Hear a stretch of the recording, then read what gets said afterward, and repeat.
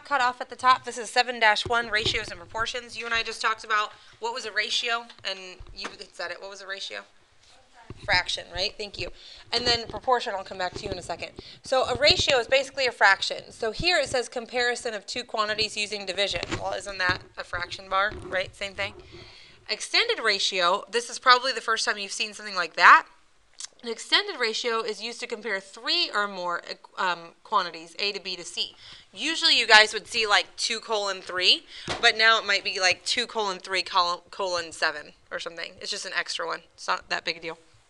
Proportion is what Drew was saying, where it's a fraction equal to a fraction, right? So an equation, meaning an equal sign, with two equal ratios, you solve by cross multiplying. Yours is right, this is wrong. I couldn't change it because I don't have the program. So on yours, it's right, okay? So this should be a C and this should be a D. So when you cross multiply, it's going to be this times this, so A times D, equals this times this, so B times C. That should kind of ring a bell from Algebra 1. You guys okay? That's kind of it, all right? So there are 76 boys in a sophomore class of 166 students. Find the ratio, so something colon something, of boys to girls. So that's important. The idea of today is really easy. The math isn't hard, but you have to pay attention to the directions. They said boys to girls. So how many boys are there? 76. How many girls are there? 90. Do you guys get where we got the 90 from, right? So what's a ratio really again? Like, give me a super fraction, right? That's proportion, it's two of them. A ratio is just one fraction. So isn't this really a fraction, 76 over 90? If I had written 76 over 90, what would you have done? Simplify or reduce, right? So let's reduce 76 over 90. You have to reduce all the time. If you don't have a calculator today, phone's fine. So get something out. What is 76 over 90? 38 to 45. Very good. So you may want to make a note, always reduce. When it's written this way, I think people forget that you can still reduce it. So just kind of like keep in your mind that that's really a fraction. Is that okay? Anybody confused? All right, great. I have a question. Yeah. I think it's this, but I could be wrong, where it's like you have to write it three different ways. Three different ways. Maybe not. This answer is fine and it's done. So if you had written 38 over 45 for me, because they actually said the word ratio, it really should be like this. I don't know what you mean by three different ways. This answer is fine. I just thought I just remember doing something and it was like you had to write it three different ways. Are you talking about like mean, median? No. I know what you're talking about. I just don't know if it was. You don't have to do that here. I actually don't want you to. So whatever you're saying, don't do that. Okay. All right, a cable that's 42 feet long is divided into links that are in the ratio of 3 to 4. What are the two links of the cable? They did not say that they were cut equally. They actually said it was 3 to 4, right? So not equal. So if we know that the whole thing is 42 feet long, I know something plus something is equal to 42. Would you guys agree with that? Yeah. Right? I don't know what the lengths are.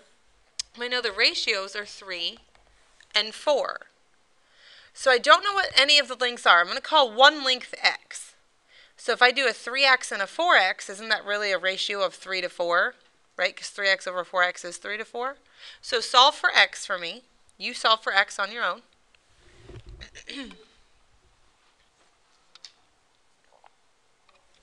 What do you get? 6? Should get 6. If you don't, make me do it for you. Okay? Is that what they wanted? No, x is 6. So if it's a ratio of 3 to 4, then isn't it 3 times 6 and 4 times 6? Right? So what's one of the lengths? 18 feet and 24 feet. Are those two going to add up to 42 like we need them to? Yeah, so we're probably right? Anybody confused? If you don't write feet on the I-step, do you get any points at all? Probably not. I don't know that that's 100% true all the time every year, but I'm going to try to force you guys to be better at labeling things. So you guys know by now, I don't ever take off. If you had 18 and 24, you get it. I get that you get it. The label is important, but I physically, like, it hurts my heart to give you minus, like, all the points for that. But I-STEP won't care. So I'm going to try to help you remember label, label, label, label. Okay? Okay. The ratio of the measures of three sides of a triangle is 2 to 5 to 4, and its perimeter is 165 units. Find the measure of each side of the triangle. Isn't this the same thing?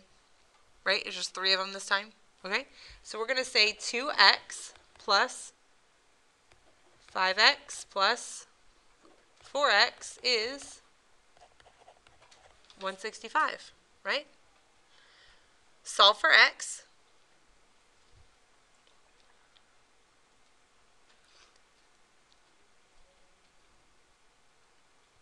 What do you get? 15, very good. Anybody need help getting 15? I always leave a space there. I don't want to do the math if everybody got it right. I don't want to waste your time. But if anybody got it wrong, I want to do it for you. So let me know if you need help. You sure? Okay. So if that's 15, then what's one of the, are we talking about triangle? What's one side? 30, because it times the 2, right? What's another one? 75, because times the 5, and 60, and this is technically units. Is anybody confused by that? Okay. Easy? We're fine? Okay. Yeah. So we have to write the units after each number? That's a personal preference. I think it's fine to write units at the end. Again, I'm not an I-STEP grader, but I would think that this would be fine because you're saying they're all units, I would think. But I don't know that. Okay, the ratio of the measures of 3 angles of a triangle is 4 to 6 to 8. Find the measure of each angle of the triangle. So it's going to be 4x plus 6x plus 8x equals what? 180. Why is it 180? Because the interior angles of a triangle add up to 180. Solve for x, please.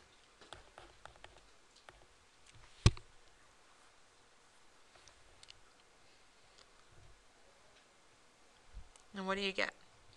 10. Anybody not getting 10 and needs some help? Okay. So what are the angles?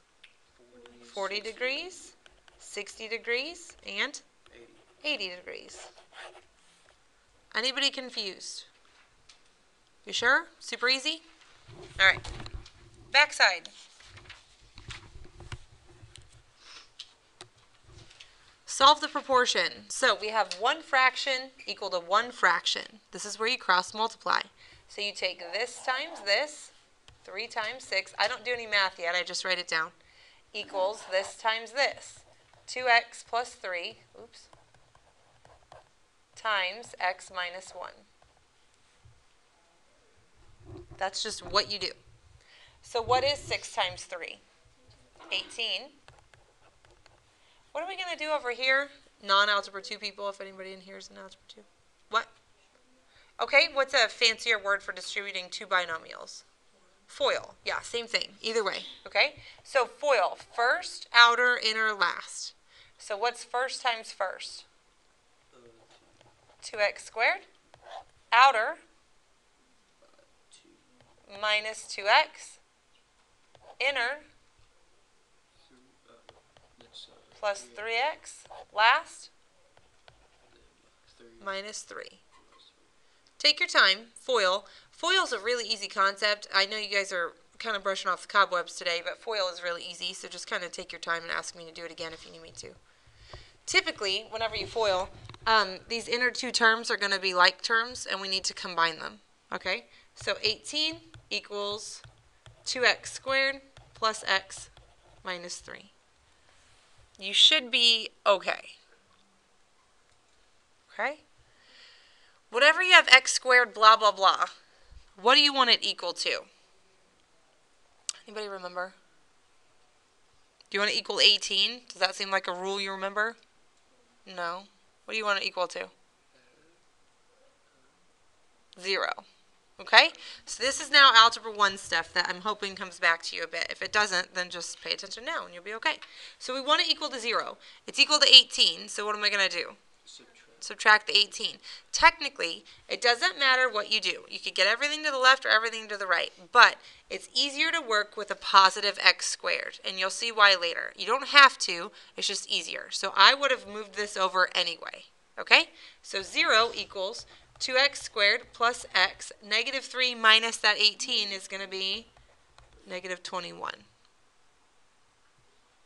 Here's where it's legitimately Algebra 1 from here on out. Nothing in this problem is really geometry at all, okay? This is an Algebra 1 concept. So, from here, I'm going to say you have two choices. You really have more than that, but 2 is probably what you would remember from Algebra 1. One choice is you could factor if it's factorable, which you probably don't remember today. And another choice is the quadratic formula, which you probably don't remember that either. But factoring, we will get there, and I will refresh your memory, but it's not today, okay? I looked ahead in the chapter, and factoring doesn't come up enough for us to relearn it. It took you like a month to learn it in Algebra 1, and so in geometry, it takes us about like 3 days to get you good at it again, and we really don't have 3 days right now for something that's just a couple of questions that we can do another way. Am I making sense to you? So, we're not going to factor. We're going to use the quadratic formula. The quadratic formula works every time, but you're going to see in a second that it's not really like a super quick way to do it, but it works, okay? So, quadratic formula. X equals negative b plus or minus square root b squared minus 4ac all over 2a. That's your quadratic formula. Write it down correctly. Oh, good.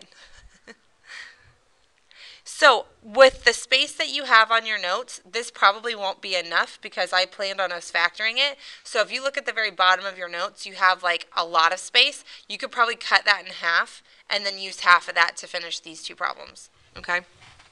So, here we go. What's A? Just go with your gut. What do you think A is? 2. What's B? 1. What's C? Negative 21. Very good. Okay? A is the coefficient on x squared, B is the coefficient on x, C is the constant. A is the first number, B is the second number, C is the third number, basically. Okay? So I'm just going to substitute. Negative B is going to be negative 1 plus or minus square root. B squared is 1 squared minus 4AC all over 2A.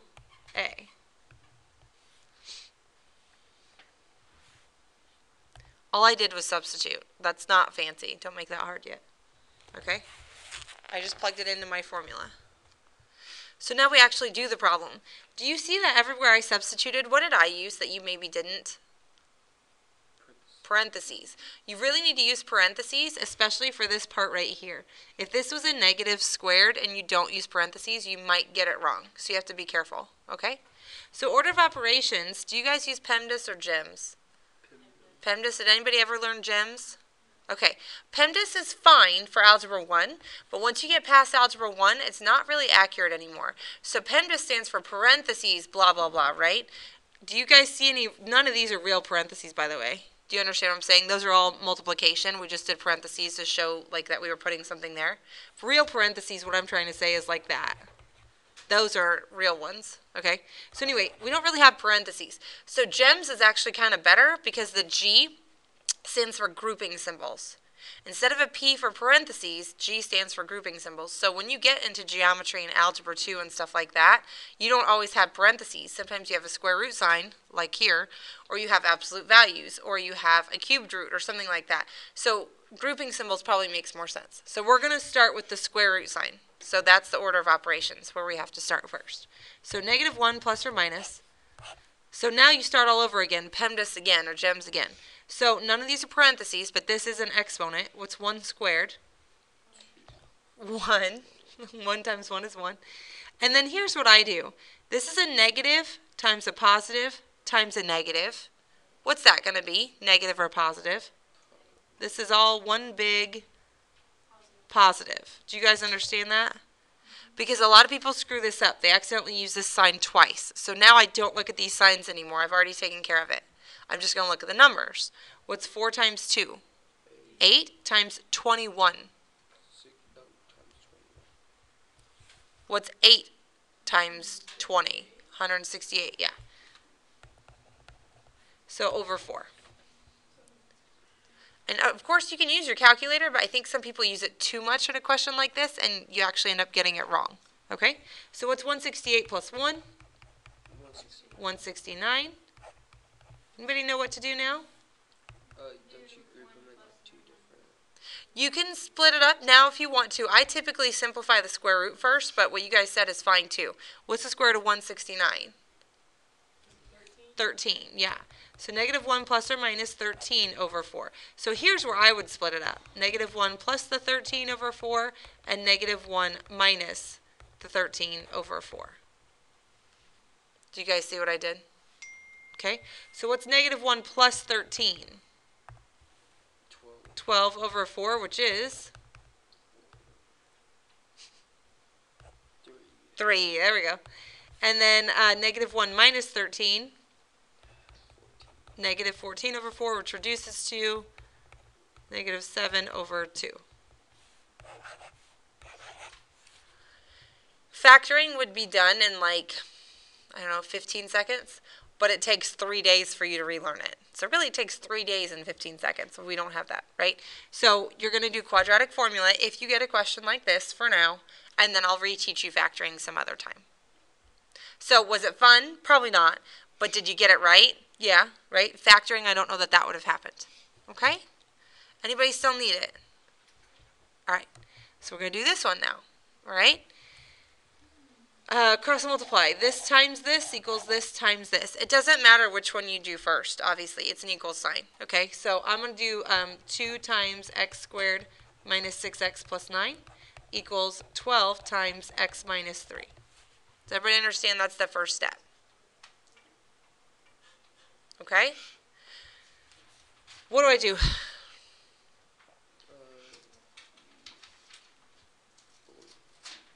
Distribute? Okay? So what do I get? 2x squared minus 12x plus 18. Very good. More people on the right. 12x minus 36. Is that okay? So you have x squared, blah, blah, blah. What do you want to equal to?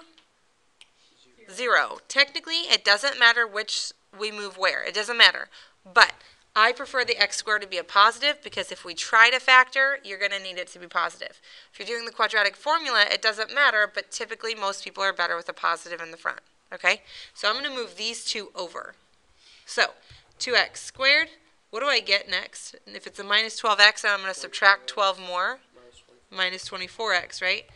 And then this is a positive 18 plus 36 more is positive 54 equals 0. That's your goal. Whenever you have x squared, you want to equal to 0. Everybody okay? You could do the quadratic formula now. We're not going to, though, because this one's an easy factoring problem, so I want to give you another option, okay? So you could do the quadratic formula if you want, but we're going to factor instead. I'll show you why in a second. Whenever you factor, your first step is to take out a GCF. What does GCF stand for? Greatest common factor. Very good. What do these numbers have in common?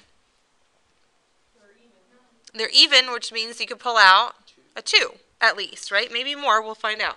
So if we pull out a 2, I'm left with x squared minus 12x plus, use calculator, 27. Very good. Do you guys see that what I wrote is the exact same thing as what's above it? Right? The 2 is still there. We just pulled it out. Okay? So I'm going to factor this. I'm going to ignore the 2, even though it's still there, and I'm just going to factor what's left over. So most of you guys were pretty good when there was a 1 in the front. This is technically a 1, right? So raise your hand if you had Mrs. Bowersock for Algebra 1. I think you guys did guess and check. Who else could you have had? Mrs. Miller? Okay, raise your hand if you had Mrs. Miller, just so I kind of know. I think you guys did the Berry method. All of those methods are great, but most of the time you guys kind of just don't remember them right now. So I'm going to just show you something, and if it clicks, great, and if it doesn't, we will get back to it later. I'm going to quit saying that. I keep repeating myself. So you want it to multiply to 27, but add to negative 12. So some of you guys even did an M&A table, I think is what they called it. So multiply to 27, I could do 1 and 27, or I could do 3 and 9, right? Which one of those could possibly give me a 12? The 3 and the 9, maybe, right? Depending on how I do it. So if there's a 1 in front of the square, the answer is the pair. So I'm going to go ahead and write down the 3 and the 9, okay? If I wanted to multiply to a positive 27, these are either both going to be positive or they're both going to be negative. That's got to happen, right? If I wanted to add to a negative 12, they both had to be negative. So that's how that would have factored. If you get it, great. If you don't, fine. We would have done the quadratic instead. So you pull these apart and set them all equal to 0 separately. Does 2 equal 0? Does that even make sense? No, doesn't make sense. So what's x equal here if you solve it? 3. What's x equal here? 9. On your homework, there's one of the quadratics, 1x squared. I looked at the whole chapter. There's not very many more. So again, we're not going to factor. We're not going to worry about it unless you remember it. Quadratic is totally fine. It's just a little bit longer. But the thing is, you have to know the quadratic formula anyway, because remember when you used to factor and sometimes your answer was prime? That means it's not factorable. So sometimes this is, not this one, but the one before it was your only choice. Okay. This is the last one, right? Yeah. All right, here we go. Perimeter of a rectangle is 220 inches. The ratio of length to width is 7 to 3. Find the area of the rectangle. I'm going to start with the perimeter of a rectangle. What is the formula for the perimeter of a rectangle? That's the area. Add them up, but there's a formula for it that you should maybe know. I was thinking like 2W plus 2L. Yes.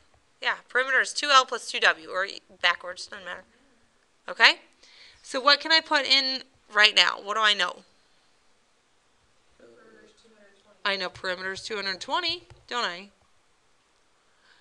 When they give me the ratio of the length to the width, so those of you that said add it all up, that's true. You could have said 7x plus 7x plus 3x plus 3x, but I'm going to do 2 times the 7x's plus, 2 times the 3x's. Just like all the other questions, like the triangle question, right? It's the same thing. Can you guys find x for me?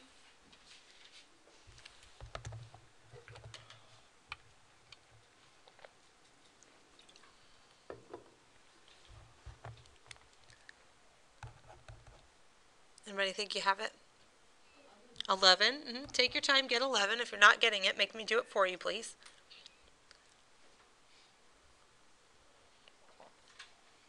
Is that what the problem wanted? No, what did it want? The area. What's the formula for the area of a rectangle? Length times width, right? So I need my length and I need my width. They said the ratio of length to width was 7 to 3. So what's the length? 77. Because the 11 times 7, right? And what's the width? 33. So what is the final I'm done answer? 2,541 inches squared. Very good. Wait, will you say that again? This part? Oh, no, I got it. Okay. Is anybody confused at all? Are you sure? Okay, good.